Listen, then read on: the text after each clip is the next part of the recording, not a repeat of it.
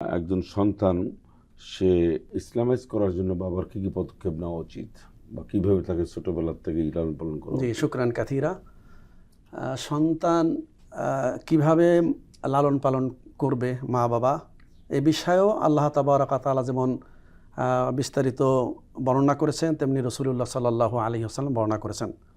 আল্লাহ তাবারাক ওয়া তাআলা বলছেন, ইয়া আইয়ুহাল্লাযীনা আমানু কু আনফুসাকুম ওয়া আহলিকুম নারা। রব্বুল আলামিন বলছেন, হে ঈমানদারগণ, তুমি তোমাকে এবং তোমার পরিবারকে, পরিবারের মধ্যে স্ত্রী সন্তান আসবে, যে জাহান্নামের আগুন থেকে বাঁচাও।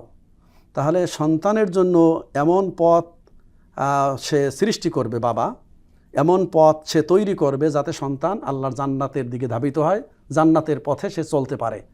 তো সেই হিসাবে সন্তান জন্মের পরই প্রথমেই যে তাওহীদের বিষয়টা তার কানের ভিতরে ঢুকিয়ে দেওয়ার জন্য সন্তান জন্মের পরই আজান দেওয়া।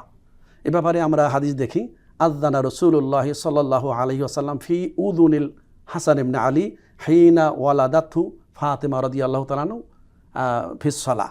নামাজে যেমন আজান দেওয়া হয়, ওইভাবে নবীজি সাল্লাল্লাহু আলাইহি ওয়াসাল্লাম হাসান ইবনে আলীর কানে আজান দিলেন জন্মগ্রহণ করার পরে। এই আজানটা কেন? আজানটা মূলত ইকামত দিবে না, আজানের বিষয়টাই আসছে হাদিসে, একামতের বিষয়টা নিয়ে একতলাফ আছে। তো আজান, এখন আমরা তো মনে করি যে সন্তান ছেলে হলে শুধু আজান দিতে হয়, না, এটা ভুল, স্পষ্ট করে বলতে হবে। জি, শুকরান কাথিরা। এই বিষয়টা আনার জন্য আসলে আমরা মেয়েদেরকে জাহিলিয়াত যুগে তো ব্যাপক অবজ্ঞা করা হইতো, তাদেরকে লাঞ্ছিত করা হইতো, তাদের হক দেওয়া হতো না। এখনও যে আমরা পরিপূর্ণভাবে একেবারে আমরা সমান অধিকার প্রতিষ্ঠা করছি, আমি মনে করি সেই অবস্থায় আমরা নাই। এখনও অনেক ক্ষেত্রে নারীদেরকে ঠকানো হয়।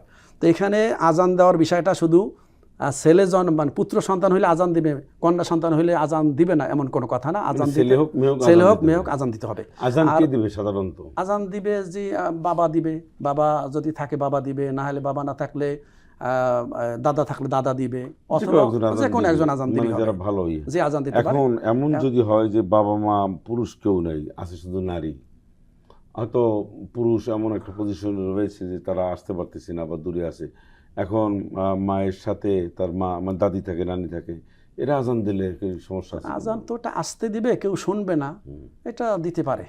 যে কেউ নাই, যেহেতু আজ জরুরাত তুবিহুল মাহজুরাত, শরীয়তের একটা সূত্রই আছে, প্রয়োজনে অনেক বিষয় বৈধ হয়ে যায়। তো এই সূত্রের আলোকে যেহেতু কেউ নাই, কোনো পুরুষ নাই, সেই হিসাবে যদি আজান জানা থাকে, দাদি হোক অথবা নানি হোক, যেহেতু আজানটা কানে দিচ্ছে আস্তে আস্তে, অন্য কোনো পুরুষ শুনছে না, সুতরাং এটা পারবে দিতে প্রয়োজনে। তাহলে আপনি যে বিষয়টা বলছেন যে আজান যে দেওয়া হচ্ছে, আজান দেওয়া হচ্ছে তাওহীদ, আল্লাহু আকবার, আশহাদু আল্লা ইলাহা ইল্লাল্লাহ, তাওহীদ শুনিয়ে দেওয়া হচ্ছে। আপনি যে দিন শিক্ষার কথা বলছেন, এরপরে তাকে তাওহীদ শিক্ষা দেওয়া, অর্থাৎ সে যখন কথা বলতে পারবে, ছোট ছোট কথা বলবে, তখনই তাকে মা বাবা এটা শিক্ষা দিবে, লা ইলাহা ইল্লাল্লাহ, লা ইলাহা ইল্লাল্লাহ। এরপরে তাকে ইসলামের পথে চলার জন্য, জান্নাতের রাস্তায় যেন সে চলতে পারে, এজন্য নবীজি সাল্লাল্লাহু আলাইহি ওয়াসাল্লাম বলছেন, মুরু আওলাদাকুম বিসসালাতি ওয়া হুম আবনাউ সাবঈ সিনিন। মুহতারাম, আপনি খুব ভালো করে জানেন 7 বছরে নামাজ ফরজ হয় না, নামাজ ফরজ হয় প্রাপ্ত বয়স্কা হলে। এখানে নবীজি সাল্লাল্লাহু আলাইহি ওয়াসাল্লাম তাকে প্র্যাকটিস করানোর জন্য, যখন প্রাপ্ত বয়স্কা হবে, তখন যেন নামাজ তার তরক না হয়, অর্থাৎ সে যেন জান্নাতের রাস্তায় চলে, সিরাতে মুস্তাকিমের উপর থাকে। এজন্য নবীজি বলছেন 7 বছরের সময় নামাজের নির্দেশনা তোমরা দিবে, আর যখন 10 বছর হবে তখন অদ্রিবু আলাইহা, শাসন করবে, অফাররিকু বাইনাহুম আল মাদাজে। এখানে চমৎকার একটা বিষয় যে ভাই বোন একাত্রে এক বিছানায় থাকে, এক বেডে থাকে, এটা কিন্তু 10 বছর 12 বছর 14 বছরের পরে থাকলে এখানে ফিতনার সম্ভাবনা আছে। এজন্য নবীজি সাল্লাল্লাহু আলাইহি ওয়াসাল্লাম বলেছেন যে 10 বছর যখন হয়ে যাবে তখন বিছানা আলাদা করে দাও, অর্থাৎ ছেলে মেয়ে এই বিছানার জন্য আলাদা করে দেওয়া হয়। তো এভাবে সে ইসলামের দীক্ষা পাচ্ছে। এর সাথে মা বাবার উপরে দায়িত্ব সন্তানকে সুশিক্ষায় শিক্ষিত করা। সুশিক্ষায় সে শিক্ষিত করবে। তলাবুল ইলমে ফারিদাতুন আলা কুল্লি মুসলিম, যে হাদিসটা আমরা বিখ্যাত একটা হাদিস, যে প্রত্যেক মুসলমান নর নারীর উপরে জ্ঞান অর্জন করা ফরজ। তাহলে তাকে তো শিক্ষা দিতে হবে। তো শিক্ষা দেওয়ার পথটা সৃষ্টি করবে মা বাবা, এবং মা বাবা যদি না করে তাহলে তাদেরকে আসামি করা হবে কিয়ামতের ময়দানে।